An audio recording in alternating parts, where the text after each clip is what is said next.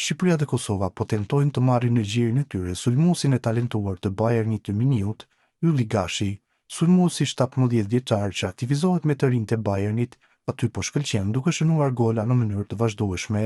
Në Gjermani, Gashin e konsiderojnë si një makineri golash dhe futbollist me një të ardhme të ndritur. Për këtë, Shqipëria dhe Kosova po synojnë të sigurojnë shërbimet e tij.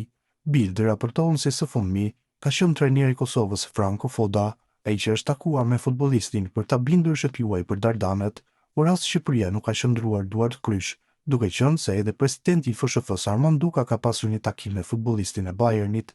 Ditët në vijim prit që të shihet se çfarë do të ndodhë me lojtarin nëse do të vendosë të luajë për Shqipërinë apo për Kosovën. Aktualisht ai luan me të rinjtë e Gjermanisë. Statistikat e Gashit me të rinjtë e Bayernit janë të pabesueshme. Te kampionët e Gjermanisë, Gashi është shndërruar në një makinë golash. Në 3 vite të fundit ai ka realizuar 39 gola dhe 13 asiste në 54 ndeshje me ekipet U17 dhe U19 të Bayernit. Në total që nga mosha U15, ai ka mbi 100 gola të shënuar për klubi bavarez, përfshirë ndeshjet miqësore. Kohët e fundit talenti shqiptar po stërvitet edhe me ekipin A.